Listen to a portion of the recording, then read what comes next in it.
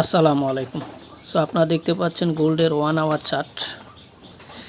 আজকে মূলত তেমন কোনো হাই ইম্প্যাক্ট নিউজ নাই, তারপরেও আজকে শুক্রবার, যেহেতু আপনারা একটু হিসাব করে ট্রেড করবেন, কারণ শুক্রবার যেটা হয় অনাকাঙ্ক্ষিত মুভমেন্ট হয়ে থাকে।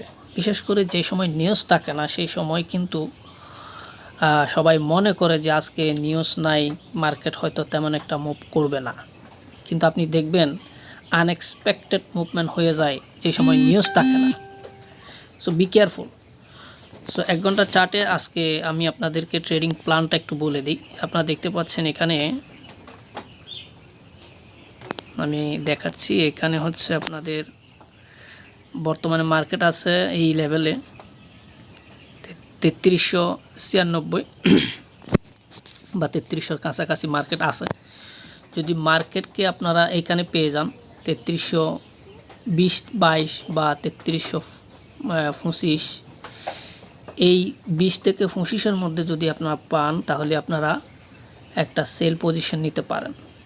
সেক্ষেত্রে আপনাদের এসএল হতে হবে অবশ্যই আপনার 45-এর উপরে, কিংবা যদি আপনি এসএলটাকে ছোটো রাখতে চান তাহলে 33, 20, 25-এ যদি আপনি এন্ট্রি নেন তাহলে কমপক্ষে 100 পিপস উপরে, অর্থাৎ 35, 36, 37-এ আপনারা এসএলটা রাখতে পারবেন। যদি বেশি সেফলি, আমি বলবো সেফলি রাখার জন্য, যদি আপনি সেফলি রাখতে চান তাহলে অবশ্যই এই যে হরিজন্টাল লাইন যেটা দেখতে পাচ্ছেন, রেড লাইন, সেটা হচ্ছে আপনার 33-45, আপনারা 33-46-এ এসএল দিয়ে 33-20-25 থেকে আপনার সেল পজিশনে থাকতে পারেন। আপনাদের টার্গেট হবে এখানে 32-75, যেটা দেখতে পাচ্ছেন এখানে গ্রিন লাইনে, হরিজন্টাল লাইন যেটা দেখতে পাচ্ছেন এখানে এই নিচে প্রথম যেটা দেখতে পাচ্ছেন লাইন 32-75 আপনাদের first target, and second target হচ্ছে 32-48।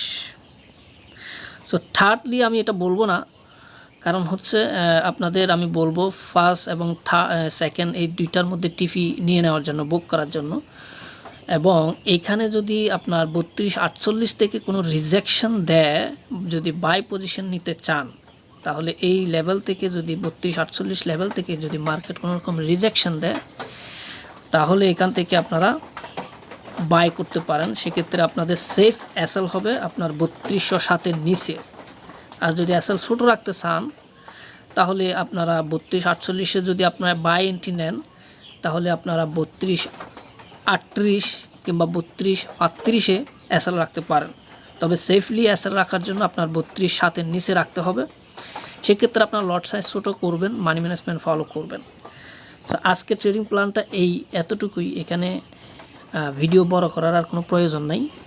আপনাদের এখন অপেক্ষা করার ফালা। মার্কেট আছে এখন 3300 লেভেলে কাছাকাছি। 3320-25-এ পাইলে সেল করবেন। 3345-এর উপরে সেফ এসএল। যদি ছোটো রাখতে চান এসএল তাহলে আপনারা 100 পিপস উপরে এসএল রাখতে পারেন। আর হচ্ছে আপনারা এই যদি মার্কেট আপনার এই উপরের দিকে যায়, যদি আপনি সেল করেন তাহলে আপনার যদি বাই করেন তাহলে আপনার 3320-এর উপরে গেলেই আপনি বাইয়ের চিন্তাধারা করতে পারবেন। 3320-এর নিচে আপনি সেল চিন্তাধারা করতে হবে। যদি 3320-এর উপরে বা 20, 22, 25 এর উপরে চলে যায় তাহলে আপনি বাই করবেন। সেক্ষেত্রে আপনার 20-এর নিচে, 3320-এর নিচে আপনার 3320 এর নিচে এসএল থাকবে।